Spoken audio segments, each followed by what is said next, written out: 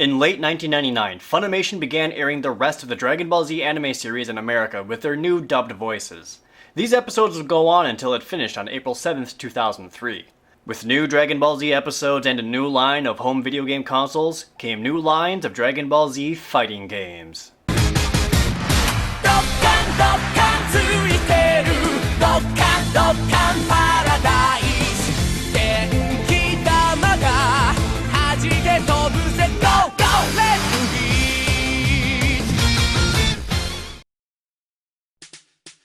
Dragon Ball Z Budokai was released on the PlayStation 2 in the fall of 2002 and a year later on the Nintendo GameCube. It was the first Dragon Ball Z game made since The Legend in 1997. It had 23 playable characters and covered up through the Cell Saga.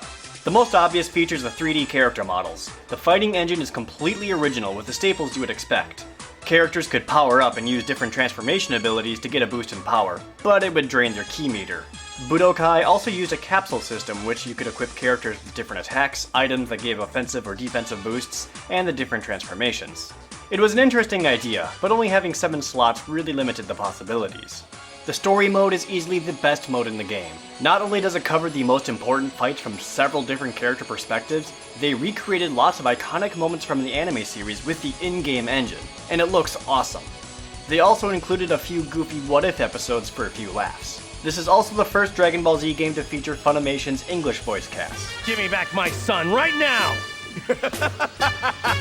Budokai's fighting system worked really well, but it has quirks that stuck out. For example, in order to use any kind of special attack, it must be used at the end of a string of punches and kicks. Even a simple energy wave can only be used after punching the air a few times. Although there are over 20 characters, each one falls into about one of 3 different archetypes, making a lot of characters feel kind of the same. They also got the color of the Kamehameha wrong. Upon release, Budokai was met with rather unfavorable reviews, most complaints being about the simple interface and some of the combos not worth the payoff.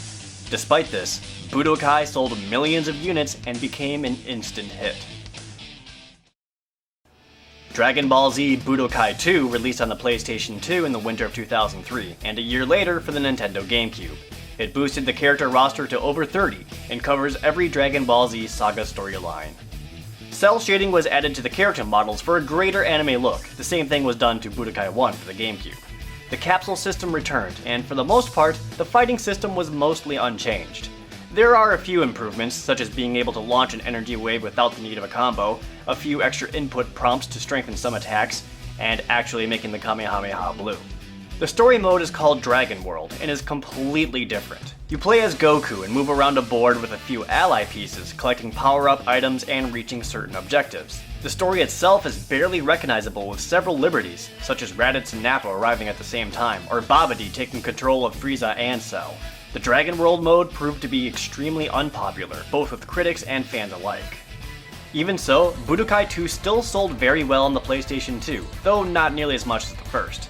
There is also a very limited edition of Budokai 2, called Dragon Ball Z 2V in Japan. This was given away to 2,000 readers of the V-Jump magazine. It's essentially the same as Budokai 2, but with everything unlocked and making cooler and alternate skin for Frieza. It is considered to be the rarest Dragon Ball Z game in existence. In November of 2004, Dragon Ball Z Budokai 3 released for the PlayStation 2. The character roster was bumped up to over 40, covering all of the Dragon Ball Z saga storylines, and included some characters from various movies and a little bit of Dragon Ball GT. Budokai 3 vastly improved the Budokai fighting engine. Ki meters and transformations were redone to be much more balanced, fighters could become fatigued, and you can freely fly up or down while dashing. You can now also dodge melee attacks with well-timed guard presses, or even use quick speed to get behind the opponent and smash them away and follow it up.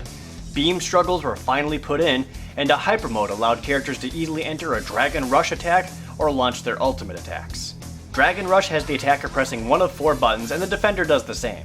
If the defender presses the same one, he ends the Dragon Rush and avoids considerable damage. If the attacker wins all 3 stages of the rush, he launches a powerful energy blast. The ultimate attack has both players timing their button presses to fill a meter. If the defender can get his higher than the other, he'll block most of the damage. However, the more fatigued you are, the harder it is to fill the meter, and fatigue can be easily inflicted with Dragon Rush. The story mode became Dragon Universe and can be played with one of 11 characters, each getting their own story. After each battle, you are awarded experience points and level up, allowing you to allocate points to increase different attributes. You can also freely fly around the world, fighting weaker enemies to strengthen up for tougher fights, and in subsequent playthroughs, alter the story. The same customized characters, equipped with their capsules, are also given a unique code. You can share this code online to fight against computer-controlled versions of someone else's custom character. This, on top of the leveling up and branching paths of Dragon Universe, gave Budokai 3 considerable replayability.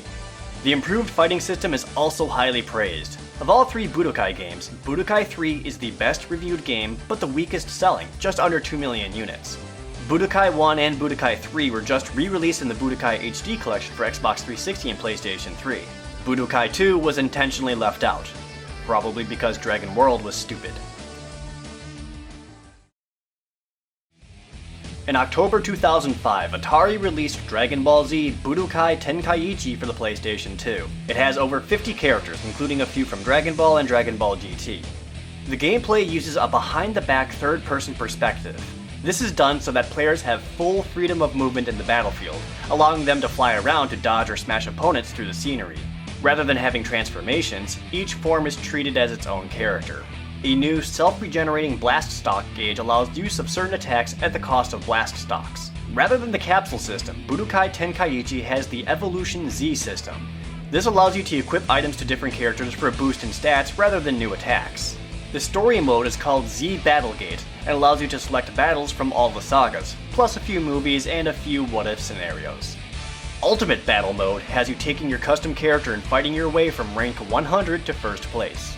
Budokai Tenkaichi got a lot of attention for the new fighting system. However, it wasn't very accessible. It has very complex controls, and the nature of combat would cause frequent camera problems. Its sales also suffered, being lower than any Budokai game.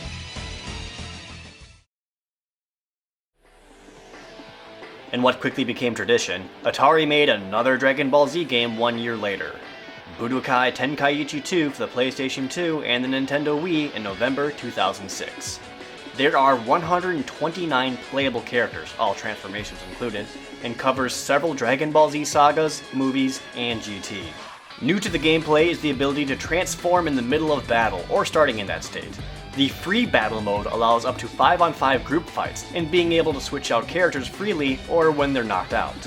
In the group fights, fusions can also be performed.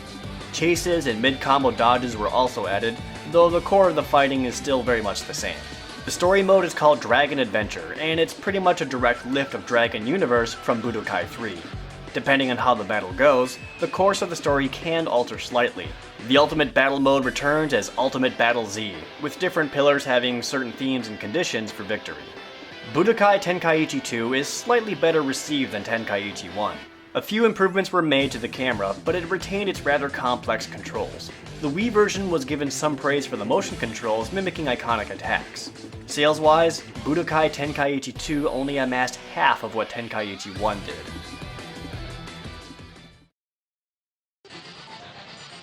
In the fall of 2007, Atari released Dragon Ball Z Budokai Tenkaichi 3 for the PlayStation 2 and the Nintendo Wii. With all transformations considered, Tenkaichi 3 has over 160 playable characters, and covers pretty much every Dragon Ball related thing you could possibly think of. The additions to the gameplay include easier counters after dodging attacks, a new Ki Blast combo finisher, the Z-Burst Dash, which has a zigzagging pattern to dashing at the enemy, and a night and day version of the stages. The Wii version retains the motion controls, and has the exclusive option of fighting online.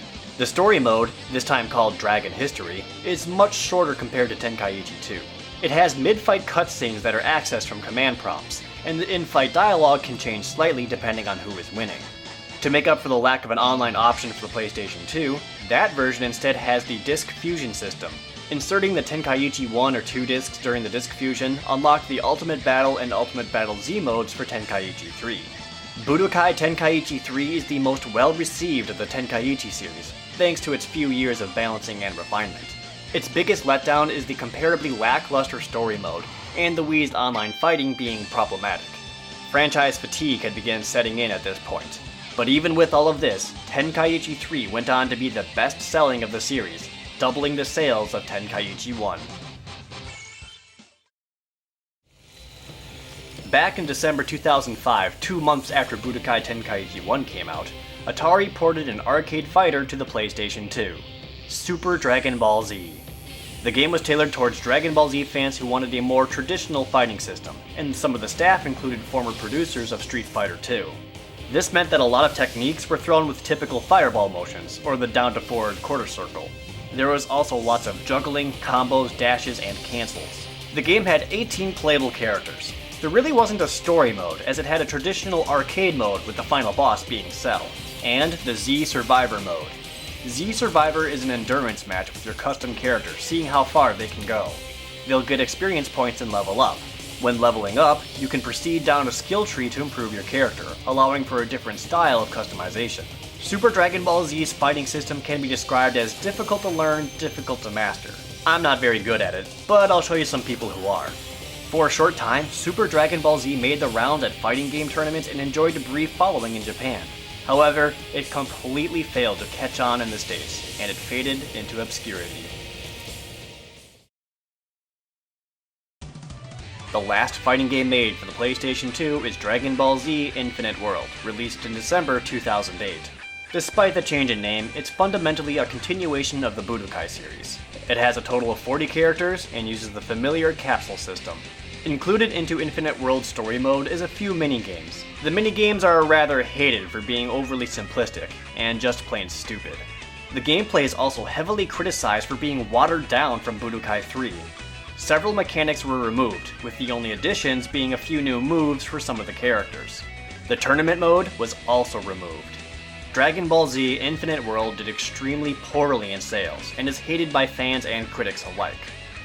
It would also be the last Dragon Ball Z game to grace the 6th generation of consoles. Join us next time when Dragon Ball Z fighting games go HD and portable.